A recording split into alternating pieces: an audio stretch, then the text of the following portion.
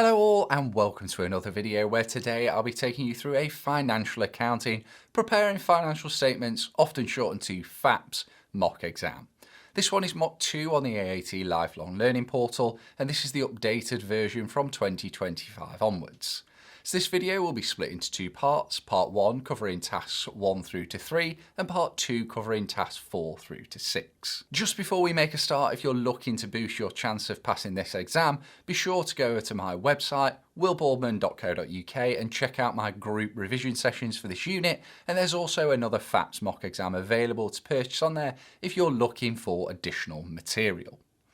Anyway, let's get on with the mock. I hope you do find this useful, and remember if you do to hit that like button and subscribe to the channel for more AAT videos.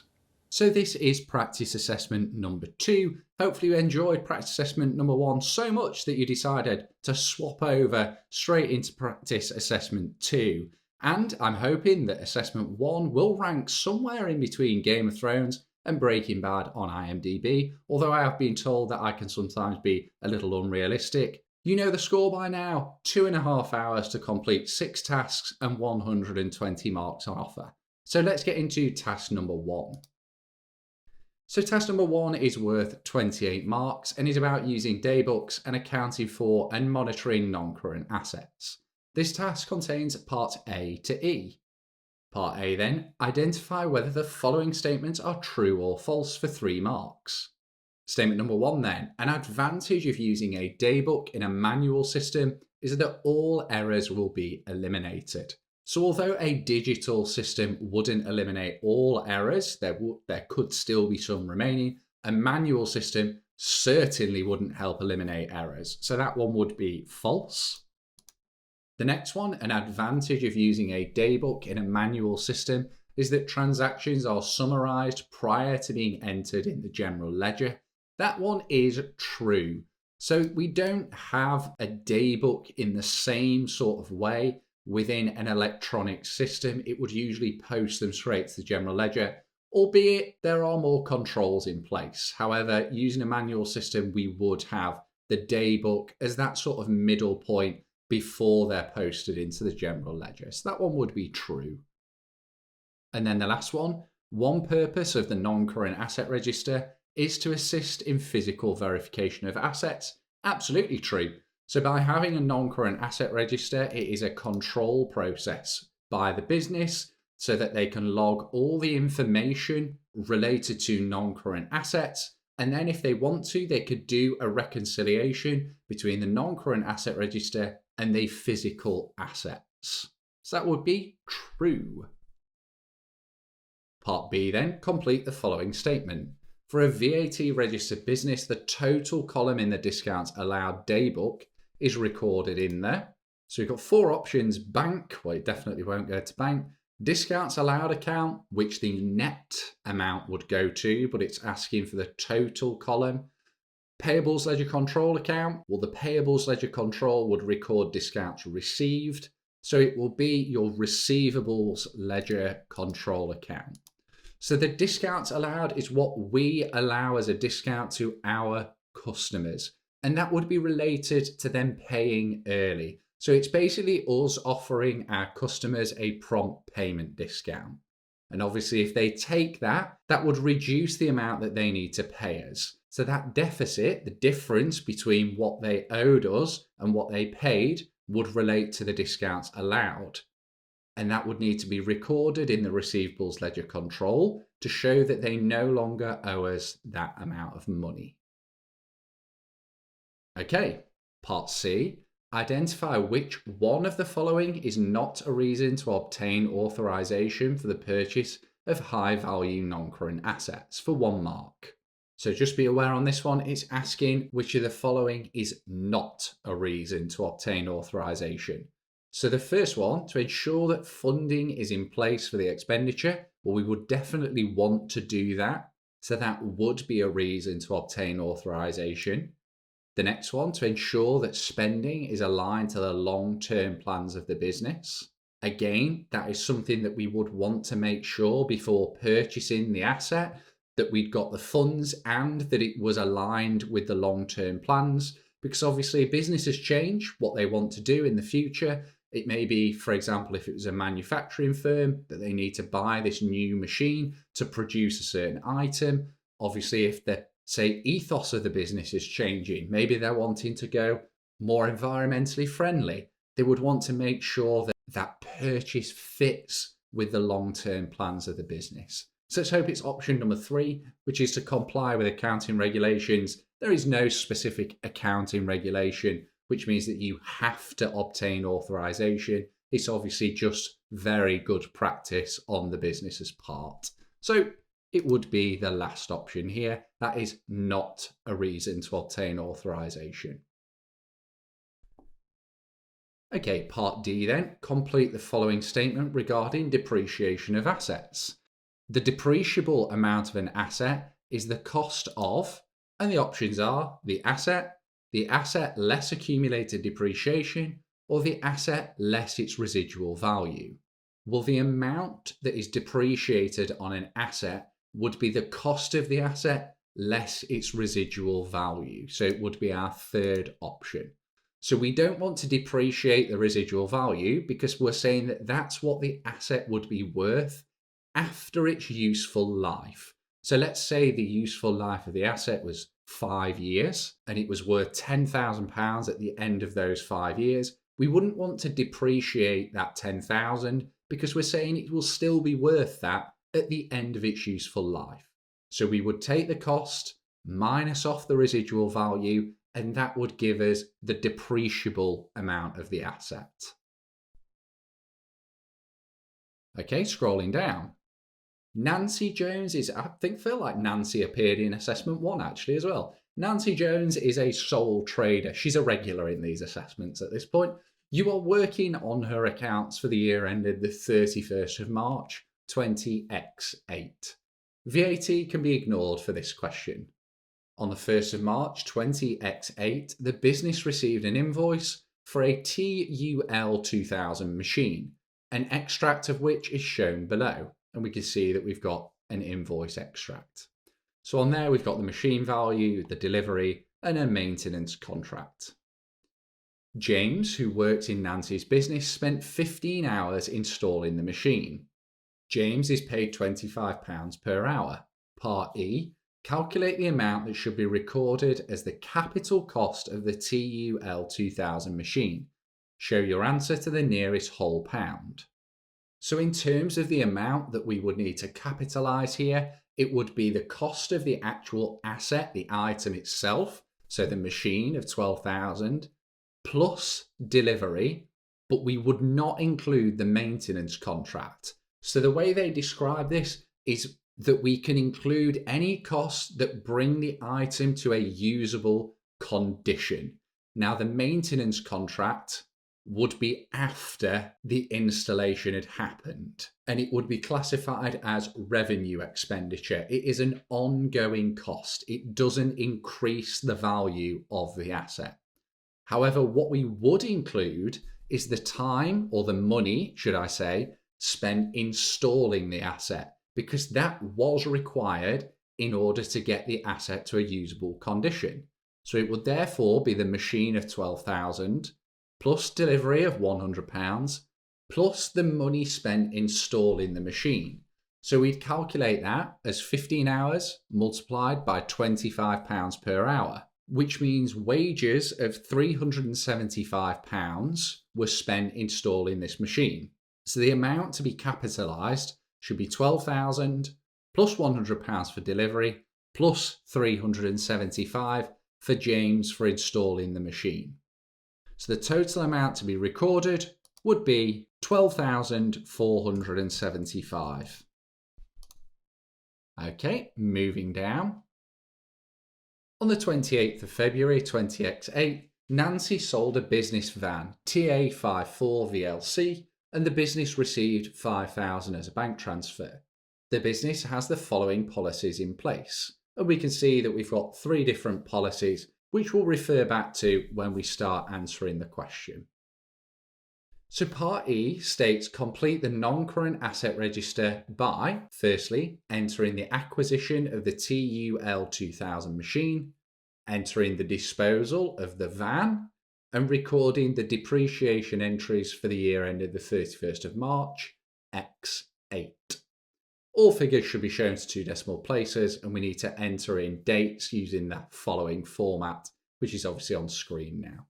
If your answer is 0, enter 0.00. So make sure we do that, because obviously that would be easy marks lost. Okay, so the first thing that we need to do is enter in the value of our new machine, which we calculated just up here. It was our 12,475. So let's enter in the acquisition cost of 12,475, and again 0.00, because it wants these to 2 decimal places. We then need to enter the disposal of the van. So let's have a look. So the vehicle that we're selling is this TA54 VLC. So let's have a look. So we sold the van for £5,000 as a bank transfer on the 28th of February 20X8. So let's enter in those details to start off with.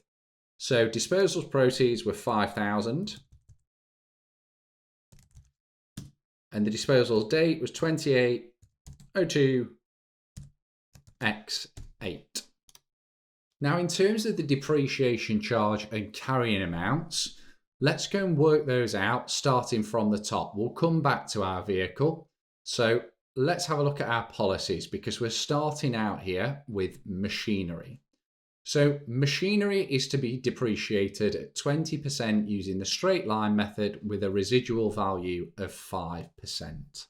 Okay, so we've not disposed of anything here, so the depreciation charge will be the exact same because nothing has changed, and we know that straight line depreciation is the same amount each year. So it would be 1843.00. And the carrying amount would just be your carrying amount from your previous year, less the depreciation charge that we've charged within the current year. And that would give us a new carrying amount of £4,171.00. Now, for our newly acquired machine, let's see, do they charge depreciation in the year of acquisition? Yes, they do. So they charge it in the year of acquisition, but they do not charge it in the year of disposal. So in that case then, all we need to do is calculate, bear in mind this is machinery, depreciation by doing the cost and firstly working out what the residual value is. So the residual value, it states, is 5%.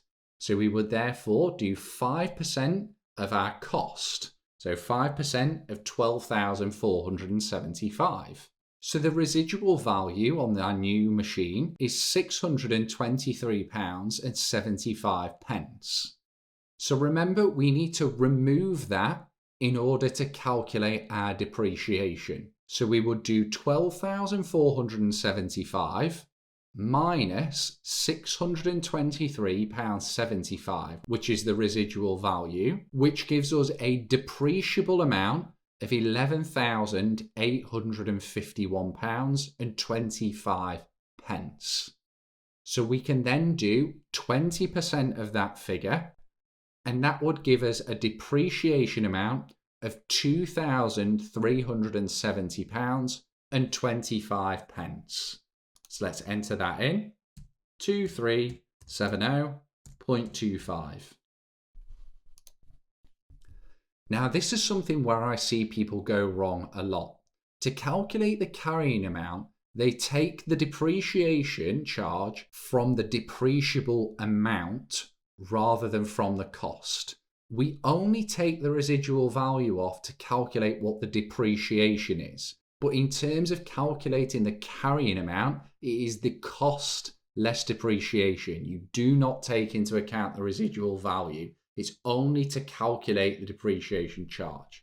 So to get the carrying amount, it would be 12,475 less £2,370.25 to give you a carrying amount of 10,104.75. Okay, scrolling down to our vehicles then. It did state that there is no depreciation in the year of sale. Let's just double check. no depreciation is charged in the year of disposal. So therefore our depreciation charge will be 0, so 0.00. And our carrying amount would also be 0.00. Obviously, we don't own the asset anymore. We've sold it. So therefore, the carrying amount is nothing because the business doesn't own it. Okay, and then the final vehicle, TR08HNE. Let's have a look what the policy is for depreciation. 25% using the diminishing balance with no residual value. Okay, so remember, using the diminishing balance, we calculate depreciation on the carrying amount. So it would therefore be, let's just double check the percentage, 25% of our carrying amount of 14,700. So it'd be 14,700 multiplied by 25% gives us a depreciation charge for this year of 3,675. And then we take that off our carrying value at the end of the previous year to give us our carrying value for this year. And that would be £11,025.00. So hopefully nothing too complex on that. It's just making sure you take into account all the information that is provided with you. It's so easy to miss bits on those. So just take into account, read it very carefully, take into account all the information that's given to you. Okay, so scrolling down to part 5 then, complete the disposal account for the disposal of vehicle TA54VLC, showing the amount to be transferred to the statement of profit or loss. All figures should be shown to 2 decimal places, and this is for 8 marks. Okay, so in terms of your disposal, there is a certain order that I will follow for these, and that is to remove the original cost, then remove the accumulated depreciation, then record the amount that was either received if it was a cash sale, which would go to your bank, or the part exchange allowance if it was a part exchange. The final figure will then be whether we've made a profit or loss on the disposal. So let's start out then with the original cost, which would be a debit to our disposals account and a credit within the original cost account or at cost account, because we are removing the asset from the account. It would have originally been a debit within the account. We need to credit it to remove it. So let's go and have a look at what the original cost was. So we have that information here. It was 27,000. So within our disposals account, we would go to vehicles at cost and remove 27,000. And again, 0.00 because it asks to be recorded with 2 decimal places. So by doing that, we've now reduced our vehicle at cost account by 27,000 to remove the original cost of that vehicle. The next part is we need to remove any accumulated depreciation against that vehicle. So we would select accumulated depreciation. Again, we'll need to scroll down, which I also need to scroll down on here. There we go, right at the bottom. Vehicles accumulated depreciation. And we want to remove all accumulated depreciation that related to this vehicle. Now to find that figure, we can see here what our depreciation charges were across the lifetime of that vehicle. If we add those two together, that will give us the accumulated depreciation. So £6,750 and £5,062.50. Now, it may give you that information up here as well, which it doesn't. Okay, so we would have to do it through adding those two figures together. So if we add those two together, it comes to £11,812.50. So we need to remove that from our accumulated depreciation account. And we would do that by debiting the accumulated depreciation. As we know, it's originally a credit within there. So to remove it, we would debit it and we would credit the disposals account. The next amount I would show is the amount received for the vehicle. So it stated that this was £5,000, the disposals proceeds. So this was paid into our bank. So we would select bank, which just to say, it says up here, so business received 5,000 as a bank transfer. So that would have gone to our bank. for 5,000. Now the final step is where we record our profit or loss, and this will always be the balancing figure on the account. Now we can either do this by just entering in the amount on the lower side, which that will mean that you will get this correct every single time, but just for reference, so we actually know and understand what we're doing, which I do think is really important for this exam, let's first think about what the value is of this vehicle in our accounts.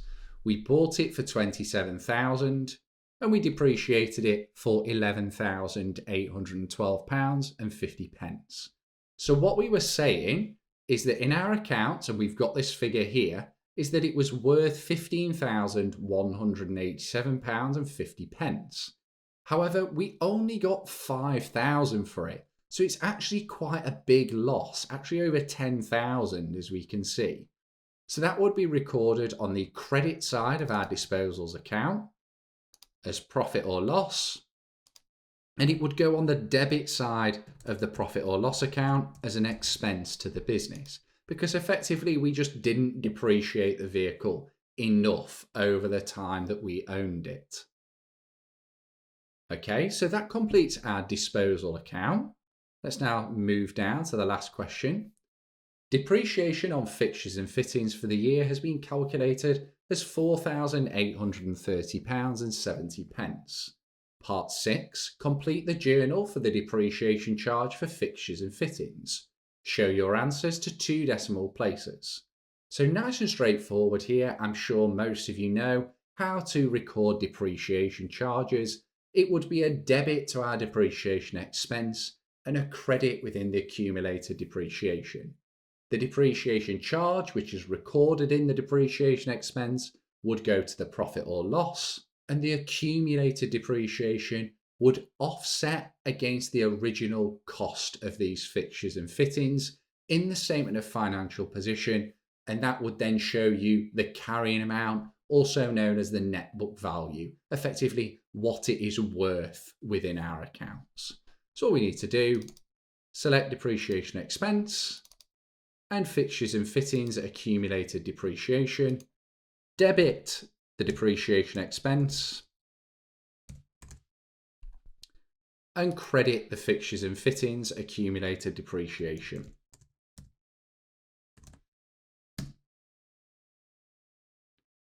So that finishes off task 1. Let's now move on to task 2.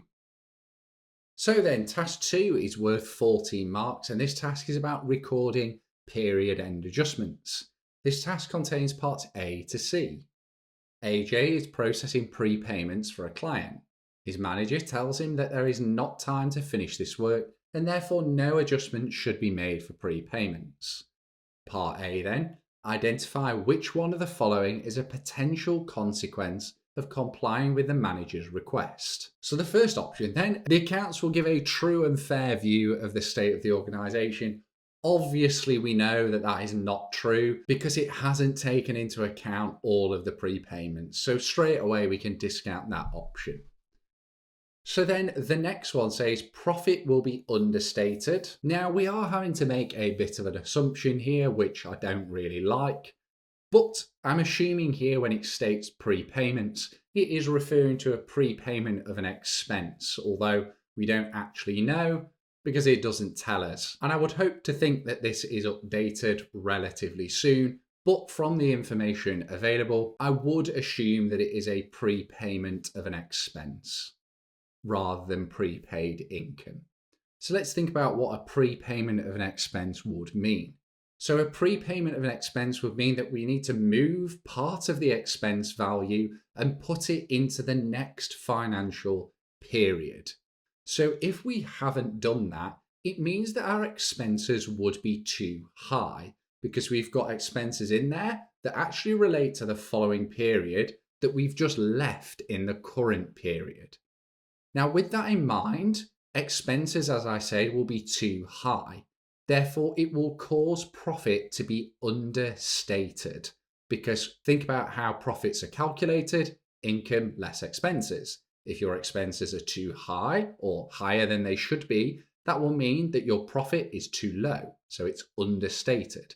So it's going to be one of these two options. Now, a prepayment of an expense is actually an asset to the business. What it means is that we've paid for something up front, and therefore those goods or services are still owed to us as a business. So therefore, prepayments of expenses are classed as assets. So it would therefore be this third option here. Profit will be understated because our expenses will be too high, and assets will also be understated because you've not recorded that prepayment yet as an asset within the business's accounts. So it would be option number 3. Scrolling down. AJ is now working on the accounts of Bethan, a sole trader. The financial year ends on the 30th of June 20x8. Part 2, complete the following statements for 2 marks. Any adjustments for prepaid expenses that are made should be dated. And we can see we've got a little calendar here. So let's open that up. Okay, so we can see here that the financial year end is on the 30th of June. Our prepayments need to be entered in on the final date of our financial period. So that would therefore be the 30th of June. So let's go to the 30th of June and select that date. They would then be reversed at the very start, the first day of the following financial period, or the very start of our next financial period.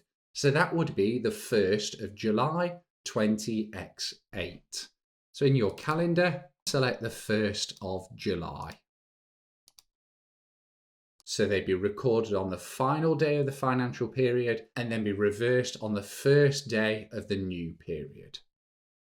Okay, so scrolling down.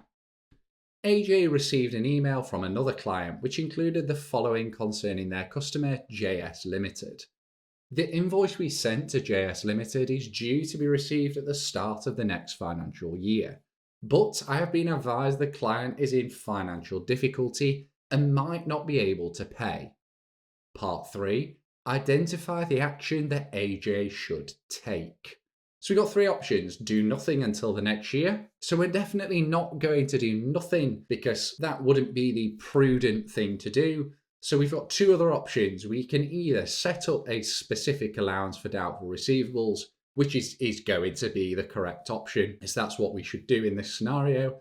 Or we could write off the debt as irrecoverable, but we don't know it's irrecoverable. So therefore that would be a bit of an extreme reaction until we get some sort of confirmation, or the debt has been overdue by at least 6 months. We're not going to write it off as irrecoverable, or it's very unlikely that we would anyway. So we would set up a specific allowance related to that customer. So moving down. AJ is now working on the accounts of Angela Deering, a sole trader, for the year end of the 30th of June 20x8. The business is not registered for VAT. In the previous financial year, an adjustment of £800 was made in the administration expenses account for accrued expenses. The adjustment has not yet been reversed. Cash book entries for the year ended the 30th of June 20x8 relating to the administration expenses were £35,750. The cash book entries included an amount of £2,625, which related to the following financial year. Part B, complete the administrative expenses account for the year ended the 30th of June 20x8. Ensure the account is balanced off appropriately and enter your answers to 2 decimal places. Okay, so let's start out with this £800 adjustment from the previous financial year. And this was an accrued expense. So if this was an accrued expense at the end of the previous financial year, you would have been adding it into your expense account because you're saying you've had the goods or services, but you've not yet been invoiced for it. But we don't just ignore it, we need to include it in the relevant year that we had those goods or services for. So we would have added in at the end of the previous year, and that would then be reversed at the start of this year. Now, a reversal of an accrued expense would be a credit within the current year's administration expenses. So we would have in here, if we go to our drop down, our accrued expense reversal. And the reason why we have that as a credit in our expenses in the current year now is because we will get the invoice through for those administration expenses. And that will then offset against this reversal here on the credit side. Because when we enter it into our admin expenses, it will go on the debit side. So it will offset against this reversal, meaning that we've effectively got nil related to this transaction, which is what we want because it related to the previous financial year.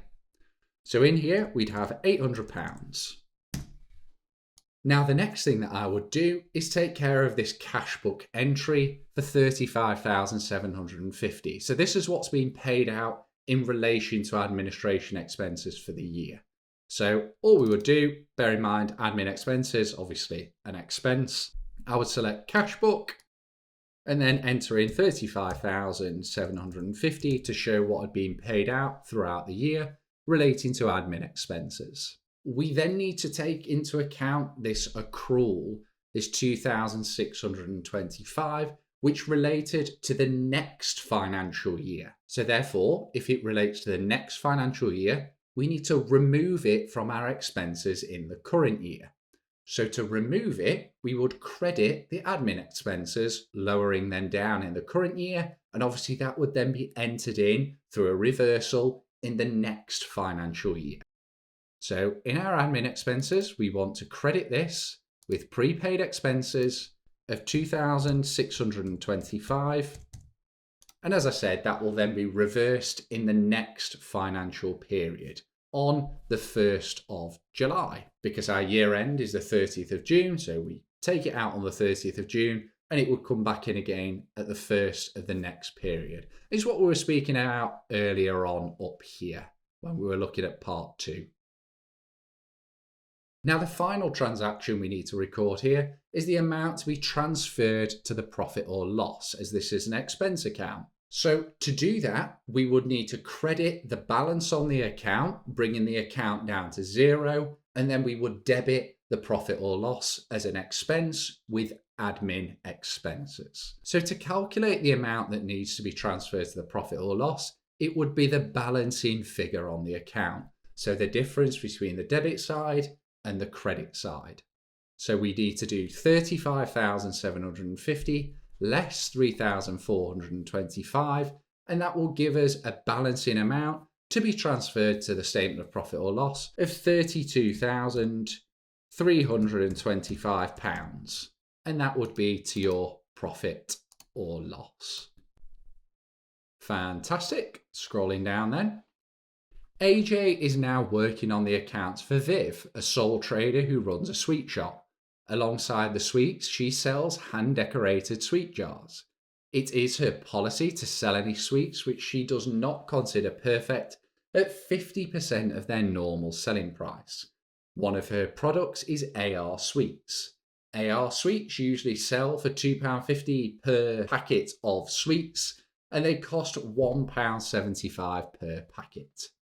15 packets of AR sweets were dropped and damaged. Part C then, calculate the total inventory value which should be included in the accounts in relation to the damaged AR sweets.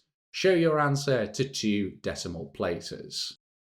Part C, calculate the total inventory value which should be included in the account in relation to the damaged AR sweets. Show your answer to 2 decimal places. So under IAS 2 inventories, we need to value inventory at the lower of their cost or net realizable value. The net realizable value effectively being how much we can sell the product for. So it's basically either the lower of what they cost us or what we can sell them for. So they cost us £1.75 per packet, but because they were dropped and damaged, they could only be sold at 50% of their normal selling price. And we're calculating the inventory value related to these damaged sweets. So 50% of their normal selling price, so £2.50 times 50%, would be £1.25. So because they could only be sold for £1.25, that would become the new valuation for those sweets. So it would therefore be £1.25 multiplied by 15 packets, which could give them an inventory value for the damaged sweets of £18.75. And then the last question on task 2, Viv sells hand-decorated sweet jars for £20 each. They cost £10 each. One jar was damaged and will cost £13 to repair. It will then be offered for sale at a 10% discount on the original selling price. Part 2, calculate the inventory value to be included in the accounts for the damaged jar. Show your answer to 2 decimal places. So part of net realisable value is that we need to take into account any costs that are required in order to get the item into a sellable condition. So therefore that becomes £20 less the £13 in order to repair it, which would straight away take the valuation down to 7. However, on top of that, it will also be offered for sale at a 10% discount on the original selling price. So we also need to take into account that the selling price will be lowered. So we need to lower that selling price by 10%. So 10% of £20 would obviously be £2. So they're only being sold for £18. And they also cost £13 to repair. So therefore, that needs to be taken off because they would need to spend that in order to be able to sell them for the £18. So 18 less the £13 to repair the sweet jar means that the new valuation would be £5 per jar. Now, as it's only the one jar and it asks for the inventory value related to this damaged jar, it would just be one damaged jar at £5. So the value would simply be £5. So that finishes off task 2. Let's now move on to task 3. So task 3 then is worth 24 marks. This task is about producing, adjusting, checking and extending the trial balance. This task contains parts A through to D. Part A, identify whether the following statements about the extended trial balance are true or false for 2 marks. The first statement then, an extended trial balance for a partnership will have extra columns for the appropriation account. Well, that would be false.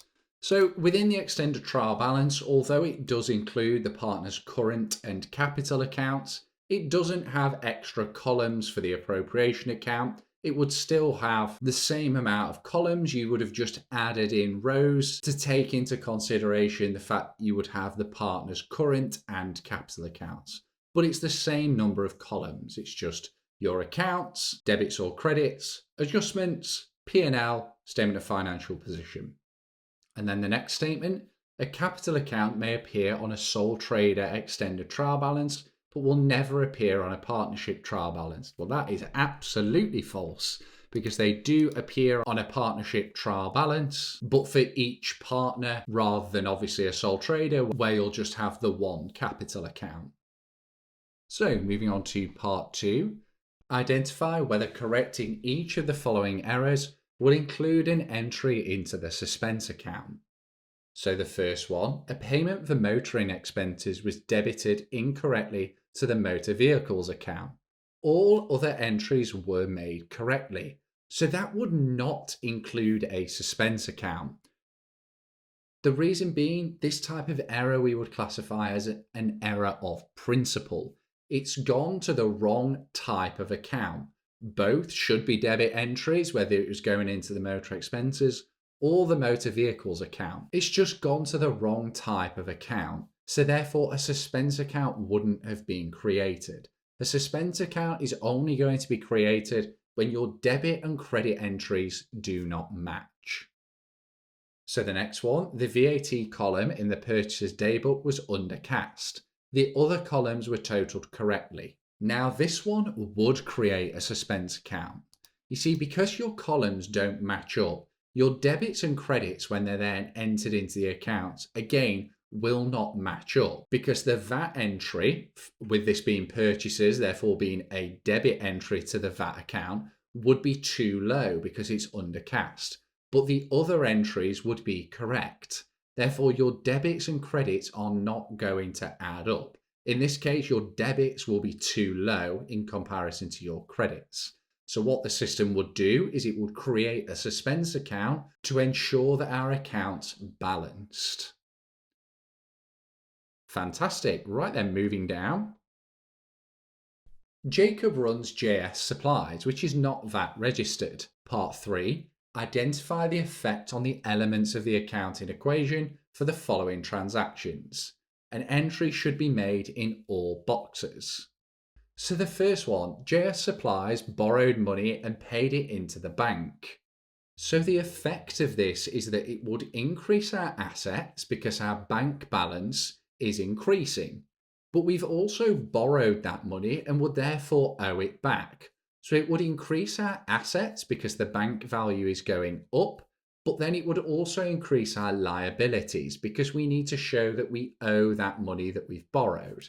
So it would therefore be an increase to our assets, an increase to our liabilities. Now, because it's an increase to both, it would therefore have no effect on our capital because assets less liabilities equals capital. So if they've both increased by the same amount, there's going to be no effect on your capital balance. Now the next one, JS Supplies purchase stationery items on credit. So by buying these stationery items on credit, it would increase our expenses because it's stationery, but it would also increase our liabilities. It would have no effect on our assets because nothing is actually changing. Stationery is an expense, not an asset. So therefore, there would be no effect on our assets, but our liabilities would increase for the value of stationery that was purchased. Now, because our assets hasn't increased, but our liabilities have, and assets minus liabilities equals capital, that would mean that our capital would decrease because our liabilities have increased. And as I said, there's been no effect on our assets. So scrolling down, Sam is working on the accounts of a client.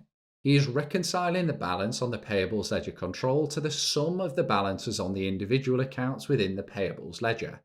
These balances are shown below. The payables ledger control account balance is $27,446 on the credit side. The sum of the balance on the individual accounts in the payables ledger is $27,214 on the credit side. Sam has discovered 4 errors which are shown in the table below. Part B, identify the entries to correct the errors. Each error should have 1 entry, and if correcting the error will not affect the payables ledger control account or the total of the payables ledger, select no effect in the last column. Show your answers to 2 decimal places. Okay, so we've got a difference between the payables ledger control account and the balances within the payables ledger, and we know that these two should mirror each other, so they should be the exact same balance. So let's have a look at these errors and see what's what. So our first one, an invoice from John Green for £140.70 has been posted to Jan Grun's account in the payables ledger. Now, in terms of the balances on each of these, it's not going to have any effect on either. If we think about it, although it's gone to the wrong account, to the wrong supplier account, the actual balance, if we add them all up, is exactly the same. We just need to take it from Jan Grun's account and put it into John Green's. But that's not going to have any effect on the total of those balances. So that first one would be no effect. So the next one, a credit note for the discount received of £12 has been entered into the individual payables account, but has not been included in the payables ledger control account. So this one is going to have an effect. And this is going to have an effect on our payables ledger control account because it hasn't yet been entered. So we would need to enter this credit note for discounts received of £12 into our payables ledger control. And it's going to reduce the balance, or the amount owed, should I say, on the account. Therefore, it needs to go in as a debit entry because it would reduce the liability of what we owe to our suppliers. So it would be £12 debit to the payables ledger control account. The third one, an invoice for £60 has been posted to the wrong side of J. Smith's account in the payables ledger. Aha, okay, we've got another one here because this is going to affect our individual payables account. Because it's gone to the wrong side, it's actually doubled the effect of what's gone on here. So an invoice should be recorded in the credit side on the payables ledger control to show the amount owed to J. Smith. If it's been posted in on the wrong side, it's accidentally been put on the debit side when it should have been on the credit side. So to correct that, we actually need to double the amount of £60, and we would need to post that on the credit side of the payables account. That would remove the incorrect entry and put it in as it should have been in the first place as £60. So it would be a credit entry of £120 to the individual's payable accounts, because this relates to J. Smith's account in the payable ledger. Now our fourth error, the total column in the purchaser's daybook has been overcast by £100. So if it's within the purchaser's daybook, the totals of each column, when we think about this, so the net amounts, the VAT, and the total amounts, are then posted straight into the general ledger. So if the total column has been overcast by £100, then the amount entered into the payables ledger control account has been put in £100 too high. Now, as this is the purchaser's daybook, that would go on the credit side of the payables ledger control account to show how much was owed to our suppliers. So what we're saying is it has been put into the credit side of the payables ledger control account £100 too high because it has been overcast by £100. Therefore, to reduce that 100, we would need to debit the payables ledger control account to reduce that overcast amount that we'd entered in from the purchaser's daybook. So we would debit the payables ledger control account by £100. So scrolling down, Sam is now working on the accounts of another client, Nicole. The ledger columns of the extended trial balance have been produced for the year end of the 31st of March 20x8. The debit column totals £2,673,865. The credit column totals £2,674,365. A suspense account has been set up for the difference. Sam has discovered the following errors and omissions that have been made. So we can see we've got a number of errors, which we'll look at in more detail when we come to complete the question. So part C, complete the adjustments column of the extract of the adjusted trial balance to account for these errors and omissions. No entry should be combined. Entries should be shown to the nearest whole pound. Now, what I will say is when you're completing these, I would be absolutely shocked if there was ever an amount still left on the suspense account once you've adjusted for all the errors. I'm not saying it's impossible, but I would certainly double and triple check if there was still an account balance left within the suspense account. It should, in theory, clear it once we've adjusted for these errors. Otherwise, the whole process is somewhat a little bit pointless because it means you've still got errors within your system. So let's have a look at our first one then. A bank payment for rent for £4,800 has been reversed in the ledgers. VAT can be ignored. So a bank payment for rent should be recorded as a debit within the rent account and a credit within our bank account. If it's been reversed, we've obviously put £4,800 on the credit side of our rent account and debit side of our bank account. So to correct that, again, because it is a reversal of the entries, we need to double it up because the effect has been doubled by putting it on the opposite side.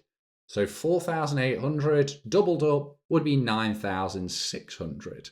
And to correct that, we would credit our bank for 9,600 and we would debit our rent for 9,600.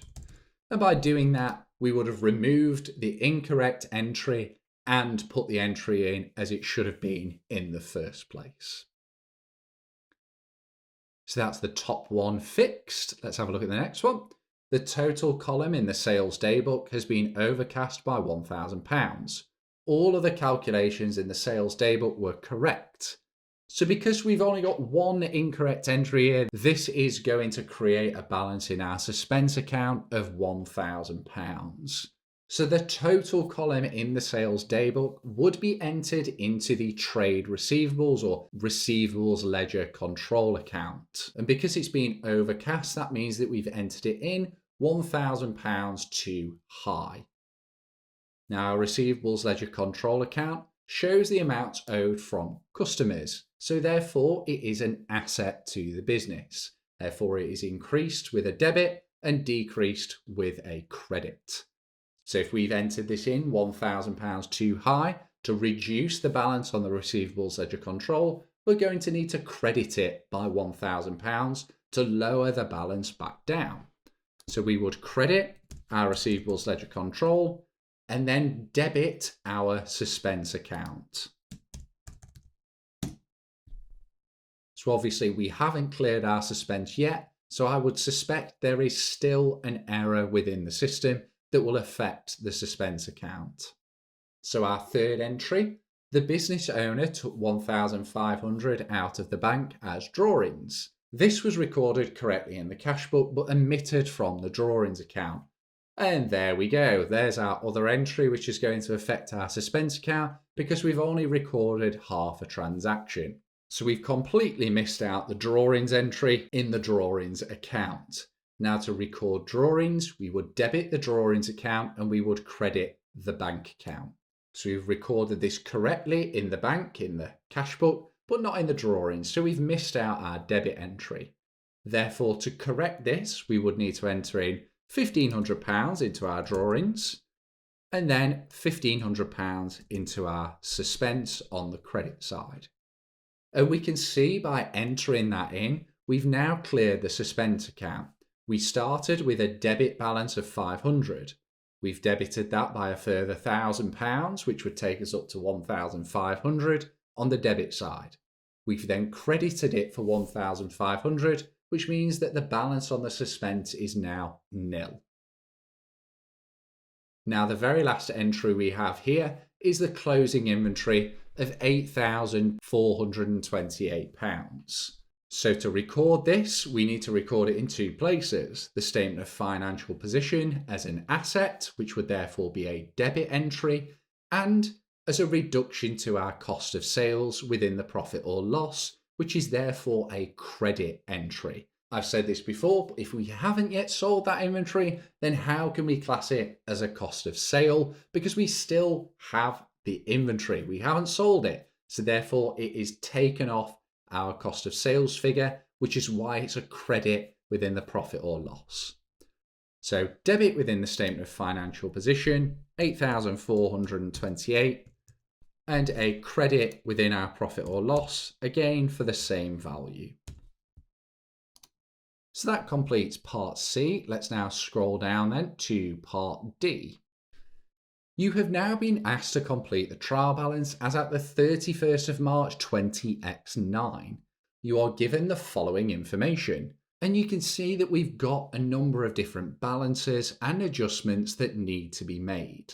So all we need to do is take these adjustments or balances and record them in the extract of the trial balance. So the first one we've got here, accrued income at the year end has been recorded as £1,000. So all we would do is enter that into our accrued income account. There is no double entry as part of this. It is simply a case of entering these amounts into the correct account. So we know it's accrued income. Now, accrued income is an asset to the business because it's income that we as a business have earned but have not yet invoiced for. It may be that we're partway through the job, so that is technically therefore owed to the business still because you've done the work, but you're not at a point at which you are invoicing it yet. So it's therefore an asset because that would be owed to the business. So it would therefore be on the debit side. The next one then, the allowance for doubtful receivables figure has increased by £100. The balance as at the 31st of March 20x9 is £1,800. So we can safely assume then that the £100 is already included within the 1,800 because this is the balance at the end of the year. So this needs to be recorded in two separate places. So we've got the balance of 1,800, and that would be recorded within the allowance for doubtful receivables account. And that's always going to be a credit entry because it offsets against our trade receivables to show a realistic amount that we are owed from customers. Now the 100 would go to our allowance for doubtful receivables adjustment account. Now because it has increased the balance on the account, it would therefore be an expense within our allowance for doubtful receivables adjustment. If it had gone down, it's classified as income and therefore a credit. But because it's gone up, it's actually classified as an expense and therefore would be a debit amount. The third one, at the year end, the business is owed VAT of £540. So because the business is owed VAT, this would be a VAT reclaim and therefore an asset. They are owed £540 from HMRC. So therefore it would be a debit. Obviously not the usual way around that we see that. We usually see VAT as a liability, but it is very possible if the purchase and expenses were higher within a period that the business is owed VAT from HMRC. So therefore it would be an asset. The fourth one, during the year, there has been a disposal of a non-current asset, which resulted in a gain of £250. So if you had a gain on the sale of an asset, this is classified as income to the business. So that £250 would therefore be a credit because it's income within the profit or loss. So it would be 250 credit. And then the last one, customers of the business have taken advantage of prompt payment discounts of 1,820 during the year. So if it is a discount that we have provided to our customers, it's classified as a discount allowed, and that is classed as an expense to the business, and therefore it would be on the debit side. So we'd have 1,820 on the debit side under our discounts allowed. Okay, so that finishes off task 3. So that finishes off part 1 of this mock walkthrough. Up next, I'll be covering task 4 through to 6. Thanks again for watching. I'll catch you in part 2.